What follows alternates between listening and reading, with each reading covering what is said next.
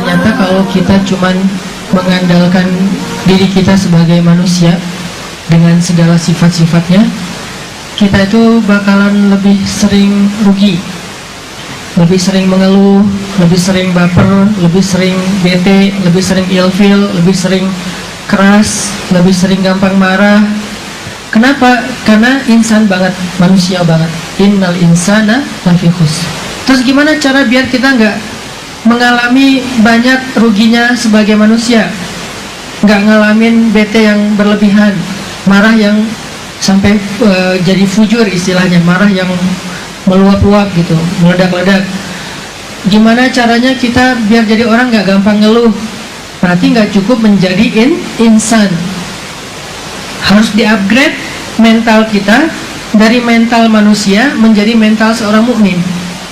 Illalladzina amanu, kecuali orang beriman. Allah tegaskan lagi di surat Al-Mu'minun, qad aflahal mu'minun, beruntunglah orang yang beriman.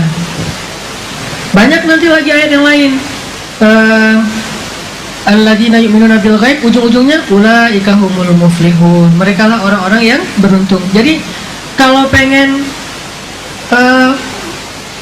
hilangin atau pengen sedikit rasa nggak nyamannya seorang manusia, kita harus mengupgrade mental kita dari sekedar mental manusia menjadi mental mukmin. Tadi misalnya mukmin itu kan artinya orang yang believe, yakin sama Allah. Pas lagi ada masalah sama teman, sebagai mukmin gampang maafin. Kenapa? Nanti Allah juga akan maafin saya.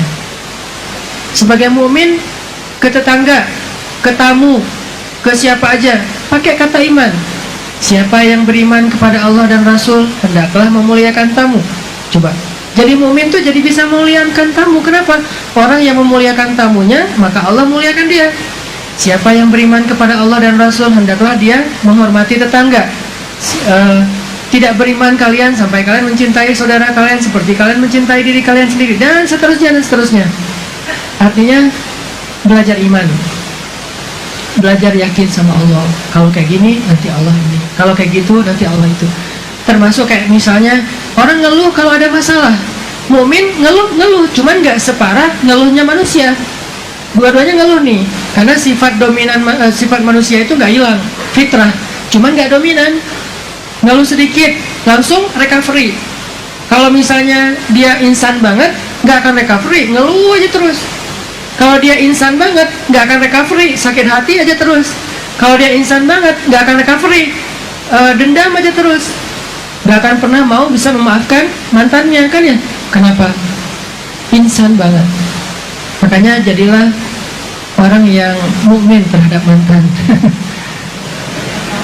Gimana mukmin terhadap mantan? Ya Allah, mudah-mudahan dia dapat yang lebih soleh dari saya.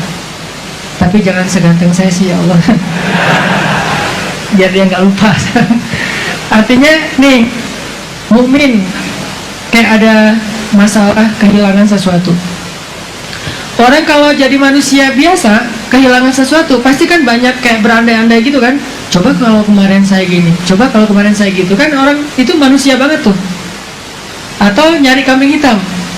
Ini gara-gara dia nih, gara-gara lo nih, siapa lagi yang kayak gini nih, gara-gara jadi bikin hidup saya jadi susah. Selalu mencari kambing hitam. Kenapa? Itu manusia banget. Begitu dia upgrade mentalnya sebagai mukmin, nggak kayak gitu ngomongnya. La'allahu khair, mudah-mudahan ada kebaikan di dalamnya.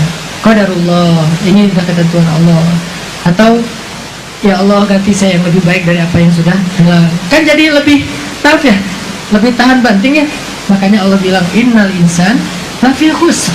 Kalau cuma ngandelin sifat-sifat manusia doang, banyak ruginya deh, banyak negatifnya, banyak nggak nyamannya. Kecuali kalau dia mengupgrade dirinya dari insan menjadi mukmin. Illalladzina amanu, belajar yakin sama Allah. Belajar ya yakin, bukan belajar berwawasan tentang Allah ya. Karena ada orang yang berwawasan tentang Allah tapi nggak yakin, banyak. Kalau ditanya tentang hadis-hadis, ayat-ayat, ayat kursi hafal, Al-Muluk hafal, Ar-Rahman hafal, ayat-ayat tentang kebesaran Allah itu hafal, apalagi Al-Ikhlas. Ikhlas banget hafalnya tuh. Ada yang nggak hafal Al-Ikhlas? Nggak mungkin kan?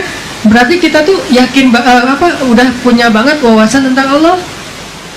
Kenapa masih ragu? Berarti dia belum belajar yakin, baru belajar tahu.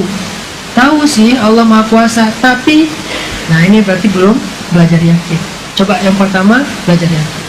Kedua, kalau pengen beruntung kata Allah, wal illal ladzina amanu wa amilus sholihat. Apa konklusi dari amilus sholihat? Menjalankan perintah Allah, meninggalkan larangan Allah. Bahasa pesantrennya menjalankan syariat lah. Kalau bahasa pesantrennya. Kalau bahasa santainya, udah jangan macam-macam deh, gitu aja. Nah, ini wa amilus, yang penting jangan macam-macam lah. Sedikit dosa kalau bisa, nggak apa-apa banyak main, tapi sedikit dosa. Maksudnya main jangan melanggar syariat, nggak apa-apa. Karena kata Aisyah tadi, yang paling duluan masuk surga bukan yang paling banyak amal soleh yang sunnah, tapi yang duluan masuk surga adalah yang paling sedikit dosanya. Jadi nanti nomor antrian surga itu atau gelombang orang masuk surga itu dilihat dari paling sedikit dosanya. Dan salah satu orang yang paling sedikit dosanya siapa? Orang yang hatinya bersih, tadi mukmin, yang maafin orang lain. Udah maafin aja. Makin susah kita maafin kesalahan orang, berarti makin besar dosa yang Allah maafin dari kita. Kalau teman-teman atau kalau kita semuanya ngerasa punya dosa besar dulu, baik itu dosa kita ke Allah langsung atau dosa itu ke manusia, yang kayaknya kalau kita pikir-pikir susah nebus dosa itu, maka sekarang tebuslah dengan cara maafin kesalahan orang kepada kita. Saya udah maafkan, semua mantan udah saya maafin. Itu yang paling berat kan? Teman juga udah saya maafin, yang nikung saya maafin. Mudah nggak memaafkan yang nikung kita? Kita capek-capek curhat ke dia, dia yang jadian. Mudah nggak tuh maafin? Saya juga masih belum. Itu paling susah kan? Nah, makin susah berarti makin besar dosa kita yang dimaafin Allah. Contoh nih, teman kita janjian sama kita mau jalan atau mau apa, belajar bareng, mau main misalnya, ternyata nggak jadi datang. Maafin aja. Kenapa? Niatin. Kita juga dulu sering janjian sama Allah, nggak jadi datang. Kita juga sering di miss call sama Allah, tapi nggak diangkat. Jadi maafin aja, kita telepon teman kita di reject. Toh kita juga lebih sering lagi nge-reject Allah. Lebih besar mana dosa nge-reject teman sama nge-reject Allah? Lebih besar dosa nge-reject Allah kan? Nah, tapi cara menghapus dosa itu gampang. Maafinlah teman kita yang nge-reject kita. Loh, telepon saya di-reject sekali, telepon lagi sampai 10 kali. Kita tuh dulu nge-reject Allah tuh nggak 10 kali, mungkin ribuan kali. Hayya sholat, azan aja, baru juga selesai tadi azan lagi. Karena emang masjidnya banyak, jadi yang azannya bersaut-sautan. Nge-reject. Zuhur nge-reject, asar nge-reject, maghrib nge-reject. Yang paling di-reject banget dengan rasa kesel tuh subuh. Itu sebel banget, apalagi tinggalnya dekat masjid. Terus corong mic-nya tuh ke arah kamar kita. Kan itu paling nyebelin kan ya, kalau belum dapat hidayah. Kalau sekarang agak sih, kalau yang azannya nggak enak ke. Bayangin kalau yang azannya baru putus kan enak tuh. Baper berat kan azannya. Hayya 'alas shalah. India gitu kan. Kenapa India banget? Habis putus. Azannya enak.